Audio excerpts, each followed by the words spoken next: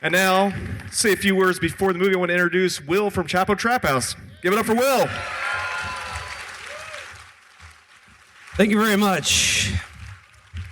Thank you, LA, for coming out to see us tonight. Thank you to the Egyptian Theater for hosting us. Thank you to Josh Olson for making this possible. And thank you most of all to Joe Dante for being our guest of honor after the movie this evening.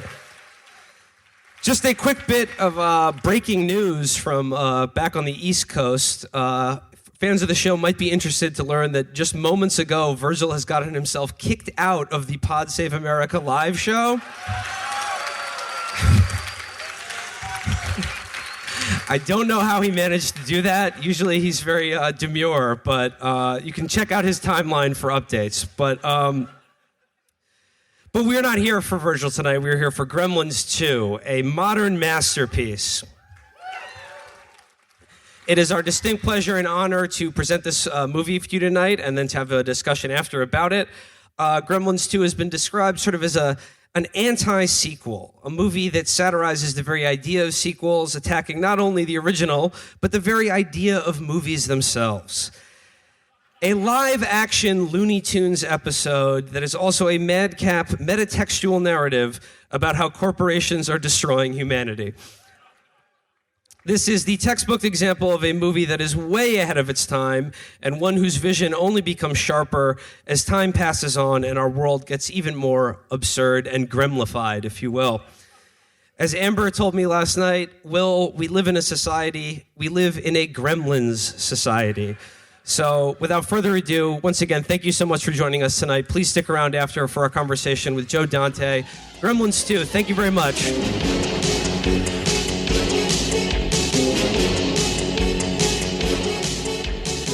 The elephant in the room. You guys all got really quiet when Getty Watanabe's name went on the screen.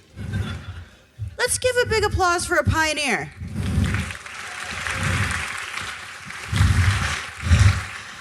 I just want to make note of the very, very last scene of that movie. I think sums up what's so great about it, because it's Robert Picardo, and his character just sort of is like, yeah, I'm going to fuck a gremlin. And whom among us? And it really dawned on me just now, sitting in my seat watching that, like the timeline for this is almost perfect. Robert Picardo and Gretchen, the lady gremlin, getting married, having a kid. We just witnessed the conception of Ben Shapiro.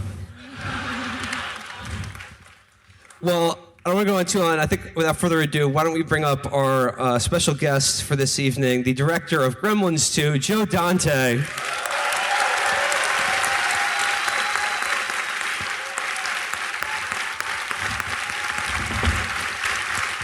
Thank you so much for being here with us. I want to start off with, the idea of Gremlins 2 is kind of a parody of sequels, and I was wondering if we could start talking about, like, how did the idea for Gremlins 2 start? Was it your idea? Did the studio pitch you on this, or is this like, how did you first get the idea to do a sequel to Gremlins?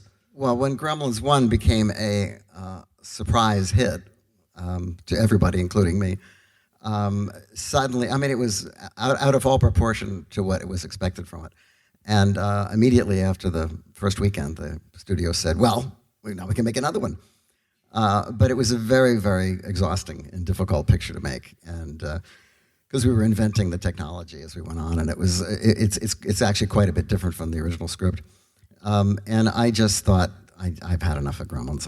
I can't do this again. And so I just said, no, I can't do it. And so but the problem is that the studio didn't really much like the first movie. But when it made a lot of money and had a great preview, suddenly it was like, well, this is obviously something that works, and so we should make more of them. But they didn't quite realize how to do it. And so they spent 4 or 5 years trying to replicate a movie that they didn't understand in the first place. And of course, it didn't work. So finally they came back to me after all that time and said, we really want a sequel to Gremlins, and if you will give it to us on this date, we'll let you do whatever you want. Yeah, I seriously says if you said if you give us a couple of cans of film with Gremlins in them next summer, you can do whatever you want. And I guess I'm wondering when the studio told you you can do whatever you want, do you remember what was your first thought or idea, like dealing with that concept? Well, there really wasn't a reason to have a sequel to Gremlins, which is pretty much self-contained, and so I thought, well, what if we made a movie about why there shouldn't be a sequel to Gremlins? And also maybe just to comment on sequels in general. And of course, this was 1989, so the 90s were going to be upon us, and everybody was talking about the future.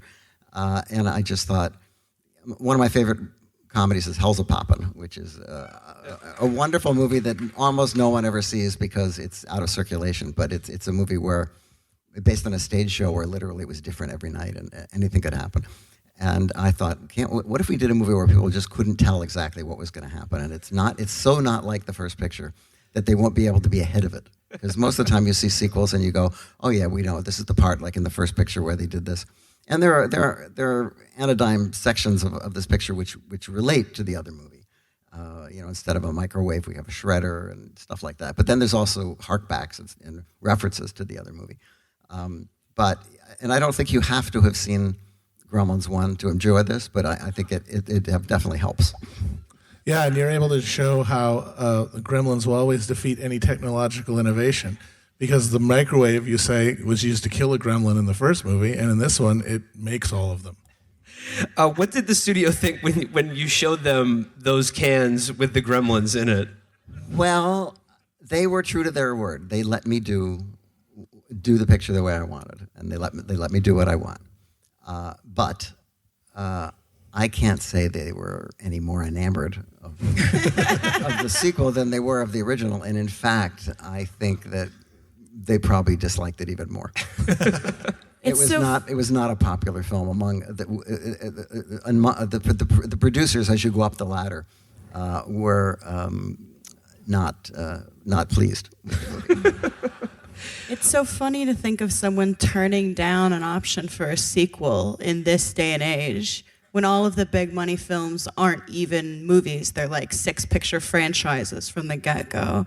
I kind of wonder, what did they think a Gremlins sequel was going to be? Were they just trying to repeat the same thing? I think they just wanted it to be as successful as the first picture. They had also, right after Gremlins, they offered me Batman. And that was a big deal. They were going to make a big Batman movie. And it was not the one that Tim Burton made. It was a prior version of it. And it was very flattering. But one night I woke up and I said to myself, I don't believe in Batman. I'm doing this movie because I like the Joker. and they really should get somebody. So I went to them and I said, I'm really the wrong guy to do this. You really have to get somebody who really believes in Batman and Alfred and Robin and the whole story, which just seemed a little bogus to me. And so I didn't do it, and they really thought I should be committed. I mean, it was really they just could not understand why I was turning this down. But I was turning it down because I was not the right guy to do it. And I think that if you really feel that something is for you and you can really relate to it and put your personality in it, then it's worth doing. But if you have to fake it, then it's not going to be a good movie. They're not going to like you. They're not going to be happy with you. They're not going to be happy with the movie, and you're not going to be happy with yourself. There we go. I agree that the story of Bruce Wayne and Robin, very sus. It seems weird to me as well. So of course the movie opens and then ends with the credits with Daffy Duck, and there's like throughout the entire movie there is the unmistakable influence of like the Warner Brothers cartoons. And I was wondering if you could talk a little bit about the influence of Looney Tunes on you in this movie, particularly the insistence on breaking the fourth wall and like breaking out of the movie itself and acknowledging that you're the audience watching it. Yeah, as I've gone through my career, particularly when I did my actual Looney Tunes movie, I discovered that there's an increasing resistance to breaking the fourth wall among studios. There's a certain generation that just doesn't understand the idea of reminding people that they're watching a movie. Somehow you're not supposed to do that. And I grew up, watching the Hope and Crosby movies where they were constantly talking about the script and the movie, and it was all inside, and you could watch it on both levels. But there's a certain breed of executive that is just so doctrinaire about how you have to be serious about making these movies that you cannot break the fourth wall because it's just a no-no. And of course, the Warner cartoons exist to break the fourth wall. I mean, they really weren't made for kids. They were made for adults, and they played on double bills with adult movies. And so it's always been part of my DNA. And I watched these pictures when I was a kid, and Chuck Jones and Bob Clampett and Friz Freleng and these guys Tex Avery, who really broke a lot of rules. And that was just a part of the way that I looked at comedy. You see it in some of the Frank Tashlin movies, too, Bob Hope movies. But there's a lot of Tashlin in Gremlins, too. I think of the scene in that one classic Warner Brothers cartoon with Bugs and Daffy, where Bugs breaks out of the animation and the animator, a pencil comes into the frame and begins to redraw Daffy in increasingly ludicrous ways, and he just looks at the camera and goes, "You're despicable." And I think like that moment to me sums up the ethos of Gremlins too. So like now that the movie's gone on and it's become a sort of like a cult hit, I'm wondering, are you familiar with something like in this like second, third, fourth life as new generations become introduced to it? I'm wondering, are you familiar with something called the Institute for Gremlins 2 Studies? How could I not be? These guys are pioneers. I just want to read a little bit from the Institute for Gremlins 2 Studies here. They write, "There's the old line that history repeats itself. The first time is tragedy, the second time is farce. The same could be said of the Gremlins films.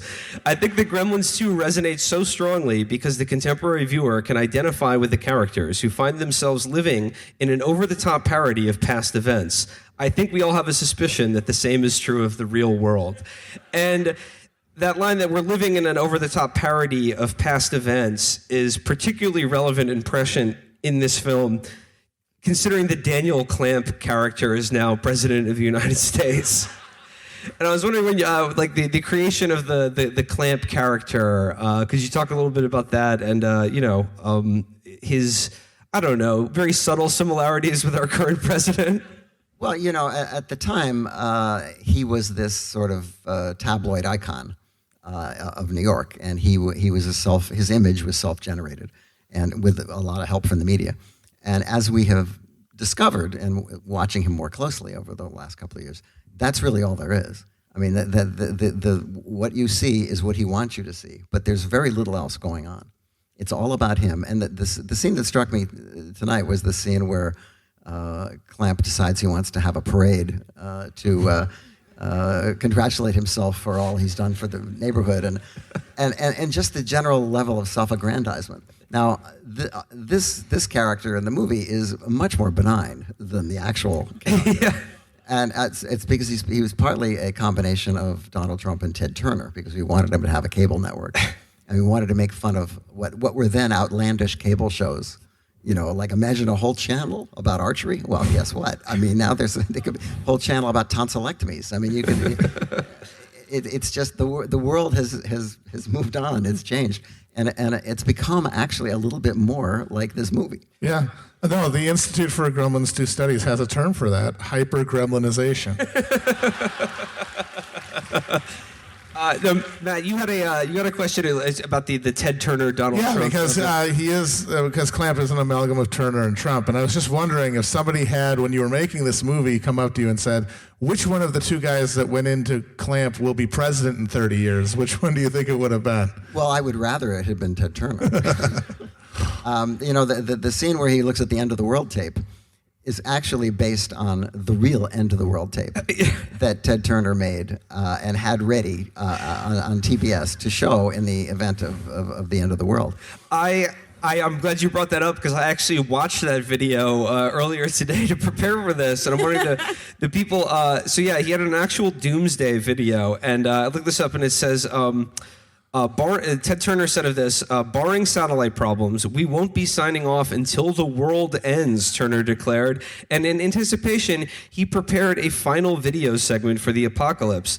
He said, "We'll be on and we'll cover the end of the world live, and that will be our last event. We'll play the national anthem only one time on the 1st of June, the day CNN launched. And when the end of the world comes, we'll play Nearer My God to Thee before we sign off. And now you can watch this on YouTube, the Ted Turner Doomsday video. And it is basically a military band in front of what looks to be like the golf course or something, playing Nearer My God to Thee, and that's it. And if that was the last thing I saw before the flash hit, I don't think I would be very calmed by it. Well, it's not to make you feel better. It's another part of the narcissism, because he's just saying to you, the world doesn't end until I say it does. I mean, to talk about keep talking about Clamp.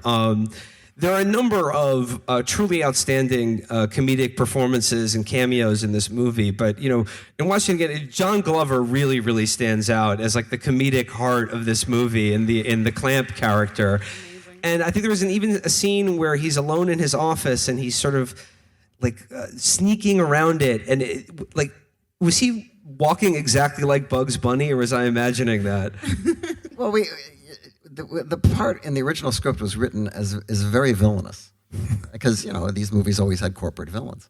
And when John got hired, he had this boyish quality to him and this sort of innocence that as we were shooting, we were aware that the character was transforming into something much funnier and more likable than we had intended. But it turned out that worked for the story. And he's actually one of the more entertaining aspects of the picture.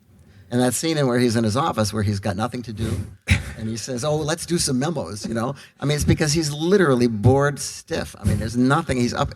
You can't really see it, but we had little airplanes flying outside his office and everything on strings. And there was also a colorization gag which we had to take out because another movie called The Big Picture beat us to it. But you'll notice on one of his TVs, there's It's a Wonderful Life in black and white. And then at one point, out of his boredom, he looks unhappy and he pushes a button that goes to color. The one moment that struck me the most as seemingly most Trump-like in the Clamp figure is at the very end when he rushes into the lobby leading the SWAT team. That struck me as something very, very Trumpian. That I don't know if Trump would lead the SWAT team, but he would certainly like to dress up. Well, before that, he's wearing the hard hat. Yeah. And he fell down too. Yeah. I'm just really happy for Billy Peltzer, who is now Clamp's Secretary of Energy. You mentioned the Clamp character started out as more of a standard corporate villain, and I'm wondering if the sort of movies of that era really sort of took for granted that a guy in a suit would always be the bad guy. And do you find there's any difference now in movies? Do you think movies lionize entrepreneurs, or are corporate suits still the bad guys? What do you think? Since all the movies that are made now are superhero movies, I'm not sure that there are any corporate bad guys in them. Yeah, speaking of, there's Glover, and there's a lot of other brilliant cameos and actors who come from sort of the Joe Dante stable, sort of like your team of players. There's Henry Gibson has a small cameo as the poor, sort of almost a silent film role as the poor guy who gets fired for smoking. But of course, you got a big round of applause. Dick Miller. I was wondering if you could talk about working with Dick Miller, and he's in I think almost all your movies. What about how did you meet Dick Miller, and what about him made him sort of your good luck charm? And well, if you look in the filmographies of a lot of directors, you'll see the same actors appearing over and over and over, and it's partly because you become friends with them and you like their work. Dick I had seen, when I was a kid in movies, and I always liked them. And when I got a chance to make a movie for Roger Corman, I said I got to have Dick Miller in my movie, and we hit it off, and he was great. And I thought, I just like watching this guy act. I like being around him. I like being able to give him a job. And so the first thing I would do when I got a script after figuring out whether I was going to do it or not is, okay, where's the part for Dick? And sometimes it would be a little part, sometimes it'd be one day part, sometimes it would be a larger part. But he was, there are no small actors; they're only small parts. And Dick never let me down, and I miss him terribly. He was just a wonderful actor and a great guy. There are obviously, when you have something like the Gremlins in a movie, they're little green guys, and then it gives you the chance to sort of make different versions of them, different outfits, different personalities, and you do that a lot in the first Gremlins where they're all at the bar, like smoking and playing cards and drinking and everything. But it seems like this movie, you had the chance with the bigger budget and everything to just do every type of gremlin you could ever imagine. Well, that actually came from the fact, the practical fact that Chris Walas, who had done the original Gremlin work, had gone off to become a director. And so he wasn't available to do this. And in order to get Rick Baker, who I'd known for years, interested in doing this, because Rick said, well, this is just Chris's designs. I mean, what's in it for me? And I said, well, what if we come up with a plot where the gremlins are in a genetics lab, and we can do all kinds of different gremlins, and that's what convinced him to sign up, and that's the reason that whole subplot is in the movie. Wow. I mean, it must be slightly nerve-wracking to have the entire plot of a movie based on how good the animatronics and puppetry looks, because Gizmo is really cute, but he could very easily have been uncanny and not cute.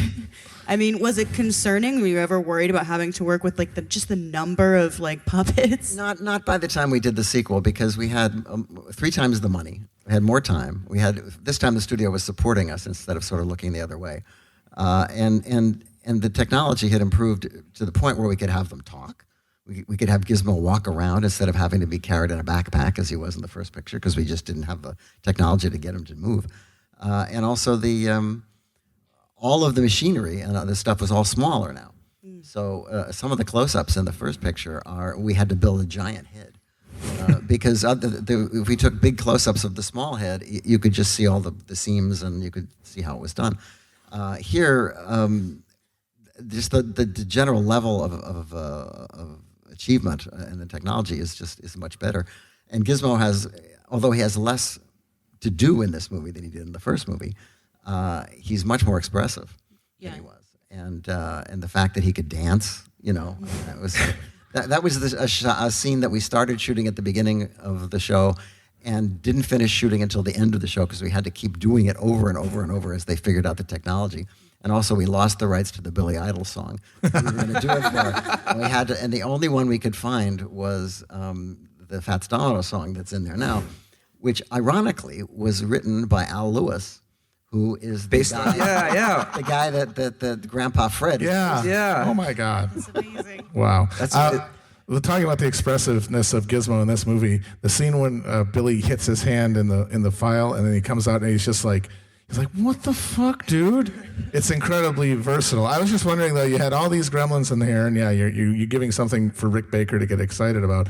Were there any gremlin ideas that didn't make it into the movie because they were too complicated or too out there or anything? There were a lot of things that didn't make it into the movie because, it's movies like this can't run that long or people get tired of them. And this is one of those rare movies that managed to sustain a 107-minute running time. Which obviously when you see it with an audience, it's a much better movie than if it is when you watch it at home, because there's just it's just a more fun movie to watch when there's people enjoying it. And so I think we managed to keep the pace going, but we did end up dropping a lot of things. We dropped things that we shot. We had many things we didn't shoot. There was a whole subplot where Christopher Lee turns into several different people, including Albert Einstein. I mean, I can hardly even remember how that happened. But it was just stuff that we just can't do. And there was an elephant gremlin, and we had to cut that. I mean, there was a lot of crazy stuff, and we only had room for so much crazy. Well, speaking of that, you told me yesterday that you had an idea, like a William Castle-inspired idea to do in the theaters. I was one of the things that. On the first movie, the studio hated the story that Phoebe told about her father getting stuck in the chimney. that was the thing they hated the most.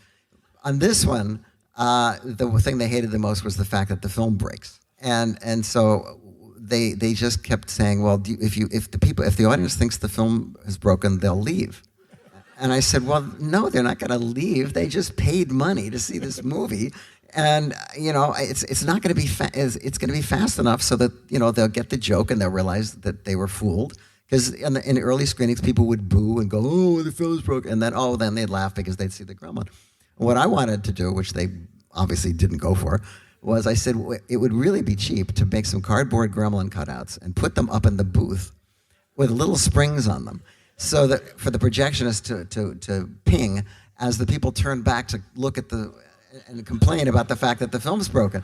I thought that would be a really cheap, fun thing to do, but they didn't do it. Oh.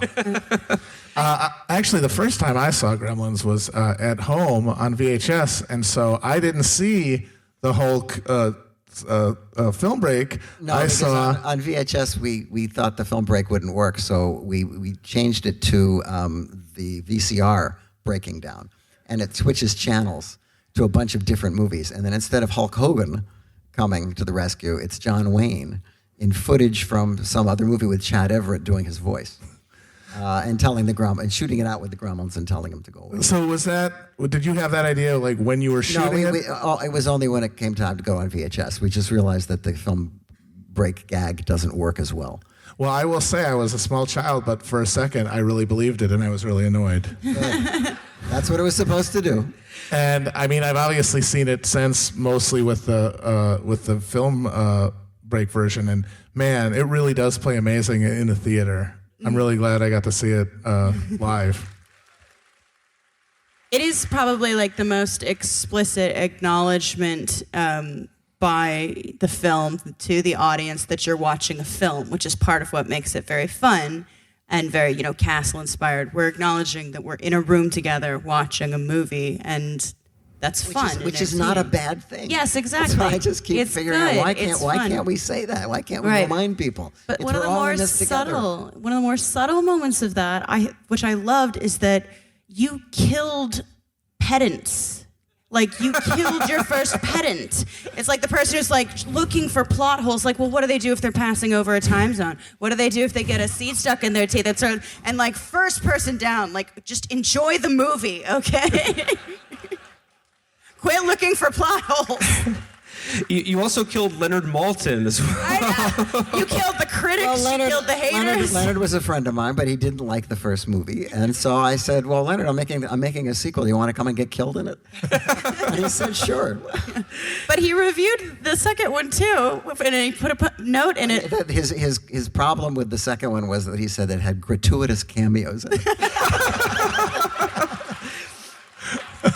There is certainly, I would say the cameos are gratuitous, but again, like everything else in this movie, it pushes so far past the gratuity, it becomes genius.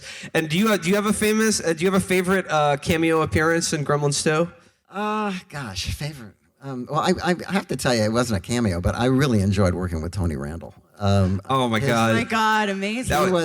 That was one day in New York, just doing these, and if you get the Blu-ray, there's outtakes of him doing stuff on the track, which are sunk up to the puppets because we had to play it back in order for the puppets to do their stuff. So you can hear him blowing lines and saying, "Oh, it's okay, I'll get it." I mean, it was just so much fun, and I haven't seen this in a while, and certainly not with an audience. But one thing that Howard Hawks said, in order to have a good movie, you had to have 5 great scenes and no bad ones.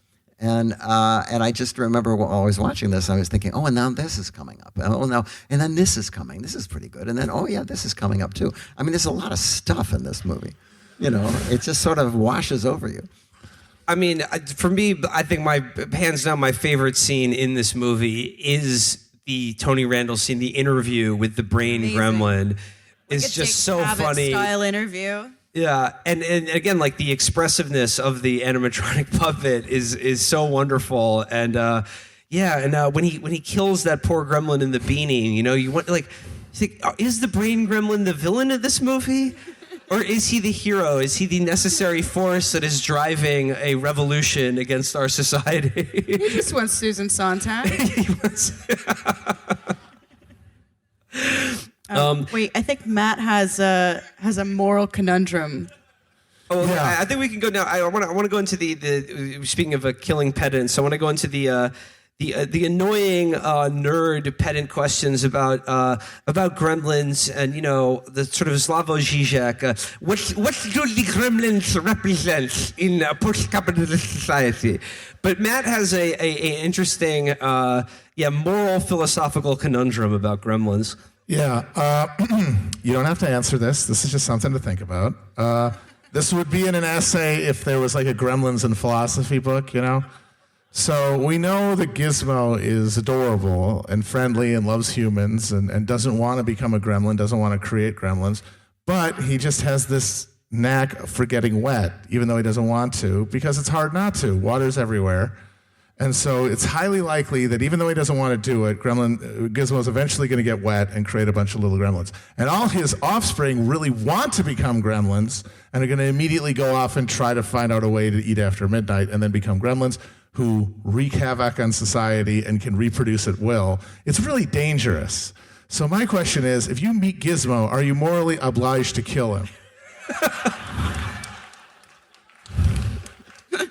This is me thinking about that. That leads to Gremlins 3, in which I have been told or read that Chris Columbus has a dark version of the script in which Gizmo actually dies. No. That's what I read. But I've read a lot of stuff about Gremlins 3 over the past 25 years, and it always ends up being just about as true as the other stuff that I read. So I wouldn't hold my breath. Well, we were pondering this moral conundrum last night, and we realized it really is, the Gizmo question is similar to the baby Hitler question. And then our friend Josh Androsky, who's here tonight, said, baby Hitler also voiced by Howie Mandel. Thank you, Josh, for that one. My philosophical question about the Gremlins and what they represent is, why are Gizmo's offspring who bud off of him, why are they immediately so intent on terrorizing and abusing their creator? Is there sort of a God and man Nietzschean thing going on here? Well, that could be one explanation. The other explanation is that they're just not nice. Gizmo's the only nice gremlin. All the other ones are nasty. I mean, even in the first movie, they're horrible creatures. They bite Corey Feldman. I mean, who wants to do that? I just one more quote here from the Institute of Gremlins study, Gremlins 2 studies about the brain gremlin. The brain gremlin is a bit of a detestable figure. He guns down that helpless gremlin in the propeller hat, but plenty of figures in the philosophical canon are morally compromised. Many have been influenced by Heidegger, despite him being a Nazi and then running off to cosplay as a rural peasant instead of taking any kind of responsibility for that fact. I view my relationship with the brain gremlin in a similar way. I cannot endorse him, but I cannot entirely disown him either. And I think that sums up Gremlins.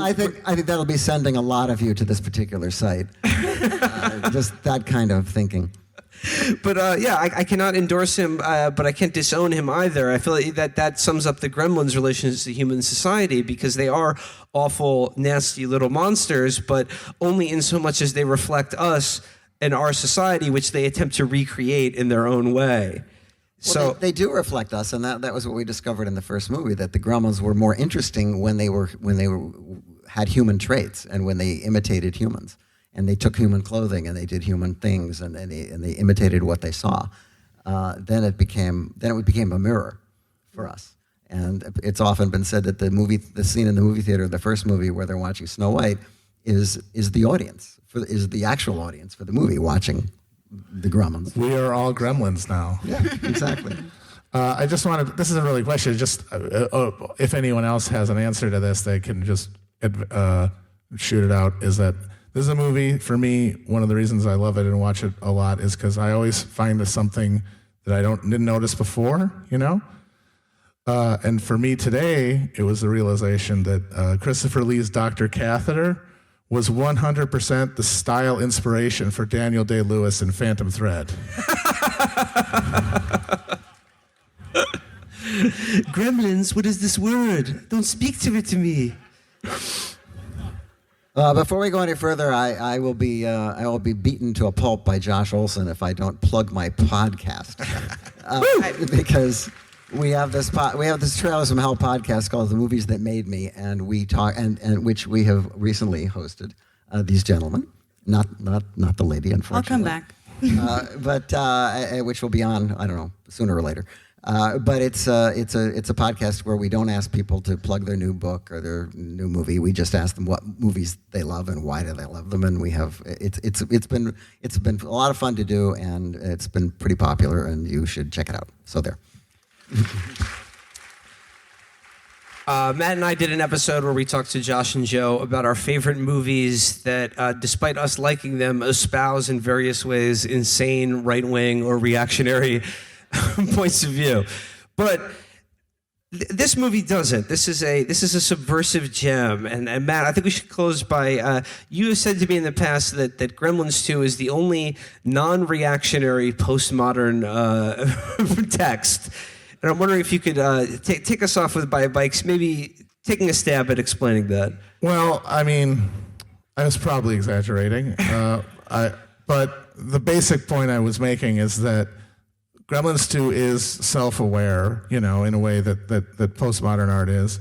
But usually that kind of thing in movies exists to sort of deflate and diffuse whatever feeling of alienation you have when you started watching it, because everything kind of just disappears into a hall of mirrors. But Gremlins 2, the Gremlins, as evil and mean as they are, like you're talking about with brainy Gremlin shooting that guy, they are liberatory, because they are this thing that comes into being due to our crappy society, like they take over taking over that Clamp Tower. It's like a vengeance, like they made this horrible, sterile, alienating building with technology that controls people's lives and also doesn't make them any more convenient, which I think we can all recognize. We literally lived that experience last night trying to sign into 8 different fucking streaming services, remembering passwords to watch this movie and prepare for today. Yes. We couldn't just pop it a VHS or a DVD. We had to spend 20 minutes trying to remember passwords and get onto the streaming service. If they release this now, and if you wanted to do a prank in mid-movie, it would have to just start buffering. Matt Wood was also very high and at one point tried to put in his Apple ID and started to write in Apple. Don't tell people that. They don't need to know what my password is. People are going to start buying movies without my permission. No, but the Gremlins, they're liberatory because they, despite their evil and their violence, they do represent a break with sort of technological capitalist society, and that they're a cleansing gremlin reign. And narrative, because they're aware that they're in a movie and therefore that they can change it. They literally break the film at one point, and then at the end of the movie, they narratively break the film, because once the musical number starts, you have this amazing segment where there's just no continuity anymore, where it's like they're singing and then they're getting a tattoo, and then Greta's coming up through with the music number with the big cards, and it just falls apart even as a narrative, and they've taken over the actual film itself in addition to the physical copy. It's cool. It's a good movie.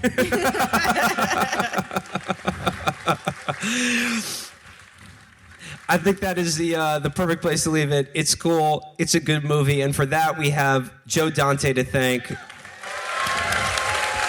Thanks for coming. Thank you guys so much for coming out tonight. Thank you. Once again, thanks to Josh Olson, their podcast, The Movies That Made Us, Trailers from Hell. Once again, thanks to The Egyptian, thanks to you guys, and thanks to Joe Dante. Cheers, everybody.